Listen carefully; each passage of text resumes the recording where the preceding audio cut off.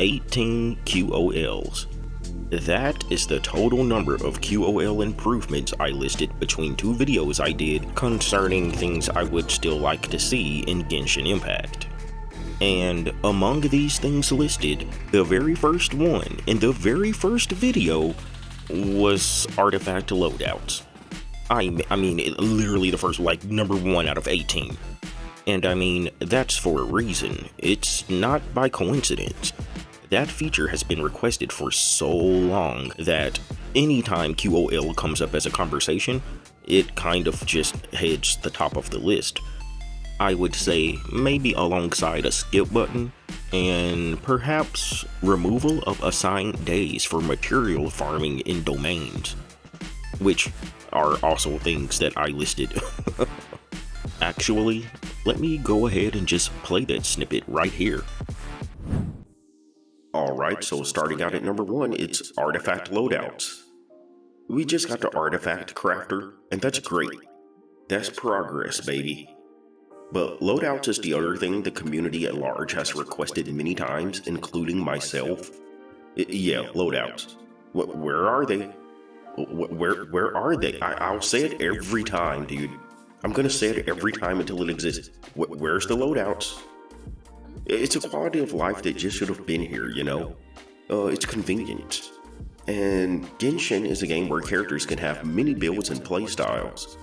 If you're playing a freeze team oriented Ganyu, maybe you want the Blizzard Strayer for the crit.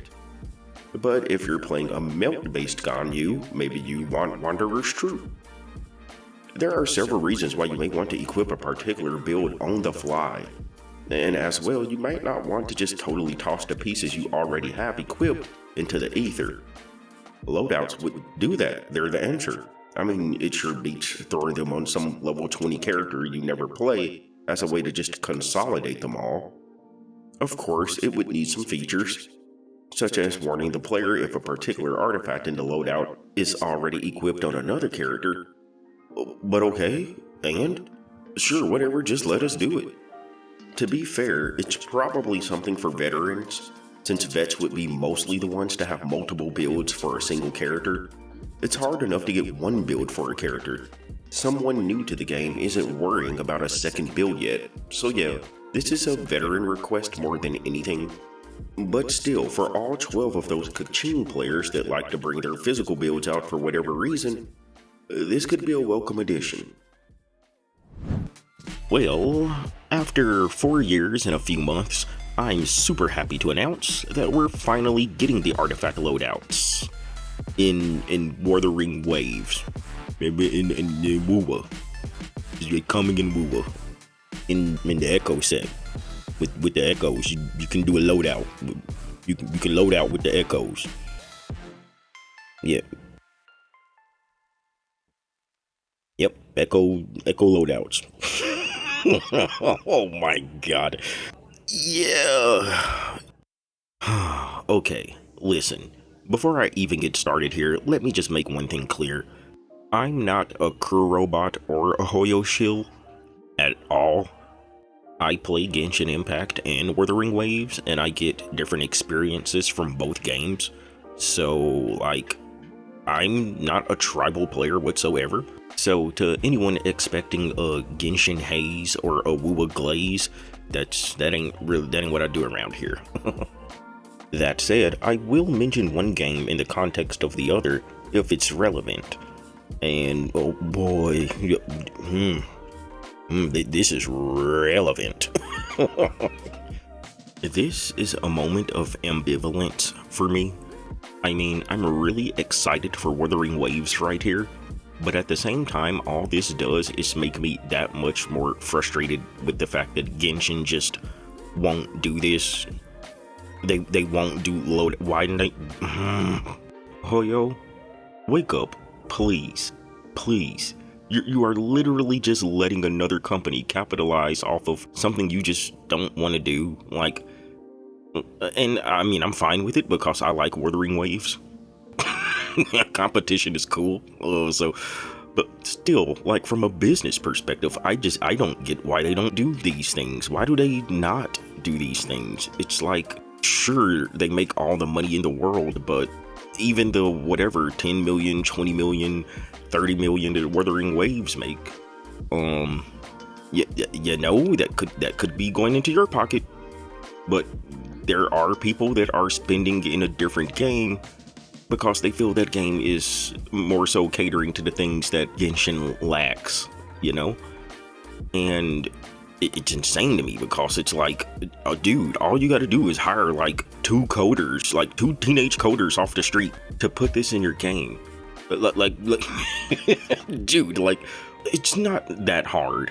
Let's cut the cap on that. It's not hard to implement this because 90% of the coding is in the game. I mean, the artifacts are they're in the game. Like, it's not like it's something new. They're already on your account. And it's like, team loadouts exist. We have more now than we used to. We have 10 team loadouts. You can mix and match your teams however you want. Would we be fine if every time we wanted a new set of characters to play that we would have to go in and manually change the party instead of having a few good loadouts that we can just always go to? No. I don't know. No one would like that. That would be horrible. I mean, you know? So they get the concept of loadouts. We can't say they don't understand what a loadout is when they literally have team loadouts. Like, they've shown us they know what a loadout is, but for this purpose, they just won't do it. They just won't do it, and it's insane, and it's so frustrating. And, you know, a lot of people I've seen it.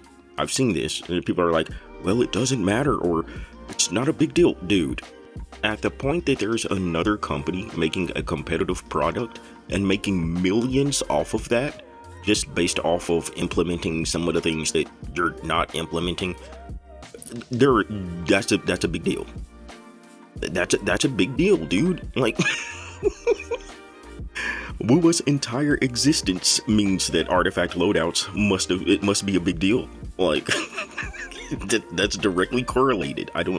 That argument don't fly. Like, if it wasn't a big deal, then WuWa wouldn't be making money off of doing those things that Genshin's not doing, you know.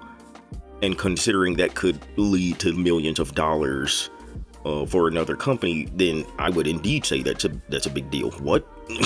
What do you mean? Of course it's a big deal. It might not matter to you or some players, you know, but for a large portion of the community, that's like, you know what? That's something I want. And if another game will give it to me and make this experience a little easier or a little bit better, you know, then I'm willing to play that game. That's a big deal. And again, look, I'm not saying that Wuthering Waves is the best game on the planet. It's not. To start, it's a gacha game. So there's already some inherent things about it that I'm just like, ugh. But, I mean, I like Genshin. I do, and it does some things that I enjoy as well.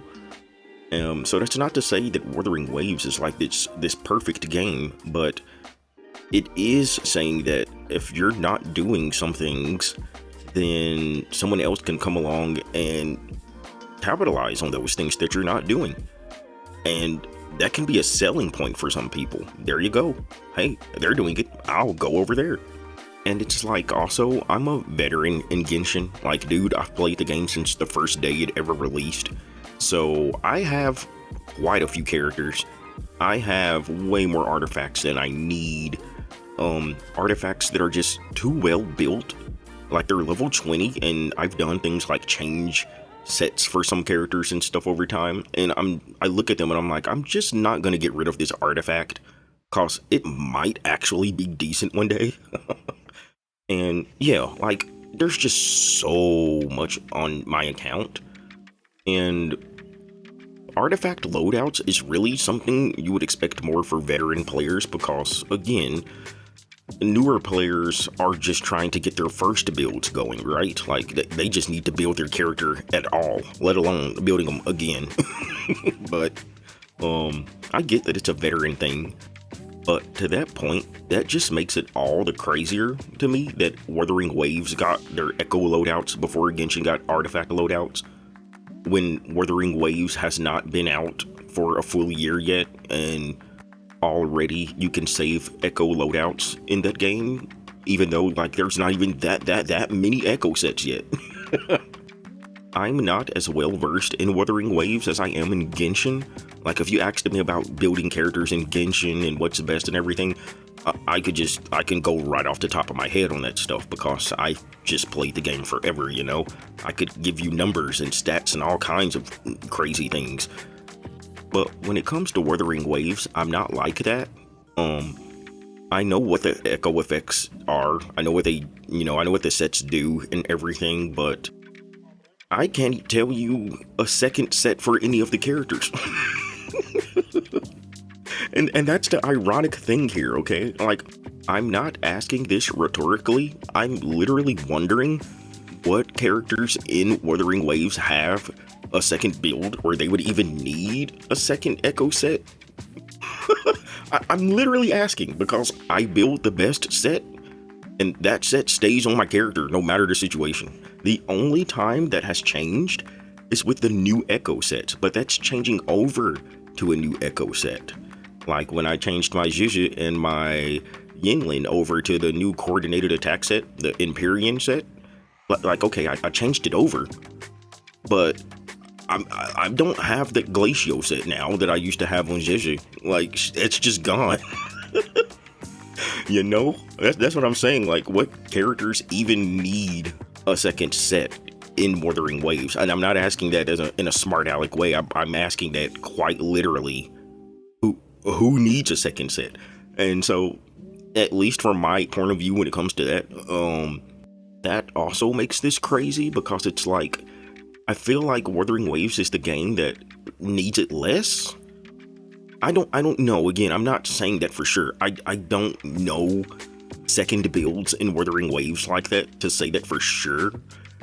But I'm just saying I feel like it's the game that needs it even less. Because I can for sure tell you in Genshin, multiple situations where I would switch over the artifacts. Like, there are so many situations where I would have like 3 sets on some characters. I mean, it's like I said before, okay, just use Ganyu again. Use the Ganyu example. Ganyu can use that Blizzard Strayer for the super amount of crit you get, you know, but that would be used in freeze-based teams because you get even more crit rate when you're attacking a frozen enemy. But she can also use the Wanderer's Troop set, and that works very well because it gives elemental mastery and increases the damage done by charge attacks with bows and catalysts, which, I mean, she's a charge attacker with a bow, so yeah, it works really well. And that elemental mastery would help for melt teams, so it's like you can save your Blizzard Strayer and you can save your Wanderer's Troop and you can switch them out as you needed. And I mean, there's other examples too. There's even recent examples, extremely recent examples. Just look at, say, Shalonen and Sitlali, okay? Both of them want to use the Cinder City artifact set, but the effects of that set don't stack. So like, if one character on the team already has Cinder City, then it's useless to have it on the other character, okay? If you're playing, say, a Maoika team and you have Shalonen and Sitlali, then it's pretty common to change, say, Shalonen off of the Cinder City set and use something like the Archaic Petra instead. Or you can like leave the Cinder City set on Shalonen and change Sitlali to something else, like the Instructor set or the Gilded Dreams or something. And so it would be really nice to have the artifact loadouts for something like this, because when you're running them together, you could just switch one of the characters off. But there are cases where they are in teams without one another, where you can go back to the Cinder City set. Like, for instance, say if I ran Shalonen in my Navia team, and Sitlali's not going to be there, so then I would just be able to switch back over to the Cinder City set. But when they're together, then I can switch her off of that and into something like Archaic Petra. You know, it's those kinds of things. It's those kinds of things, man. And all kinds of characters have builds.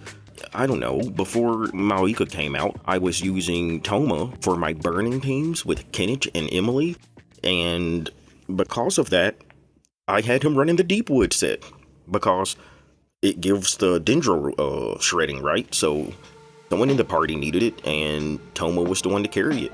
But Toma also has Burgeon and Shield builds. Do you want to keep Deepwood on him forever?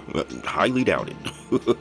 And so, there's so many reasons you may want a character to use a different set, man. Not to mention, sometimes it's not even about having a different set. Sometimes there are multiple scaling components to a character's kit, so in those cases it's not even about having a different set, it's just about having different main stats or something.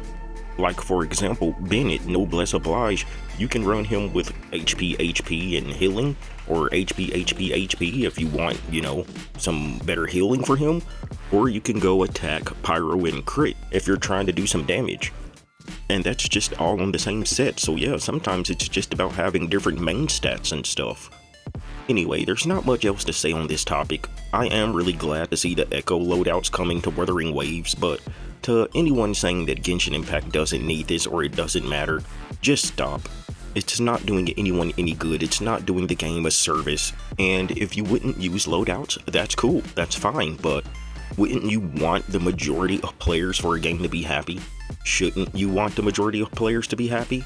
I mean, just a happier community is a better community, and everything doesn't have to be for you, but if for nothing more than the continued relevancy of your own game and wanting it to succeed and go further, you should want these kinds of things to be implemented. All said, this is not WuWa glazing. I reiterate, this is not me glazing Wuthering Waves. This is not me hazing Genshin Impact. This is just me saying that they can do better. And I said they because both games can still do better. I mean, like for instance, despite what feels like a heavier emphasis on combat in Wuthering Waves, my favorite in-game mode across either game is still Imaginarium Theater in Genshin Impact. Yeah. And that will probably that might take people off in both games. That's not a popular opinion, dude. Like,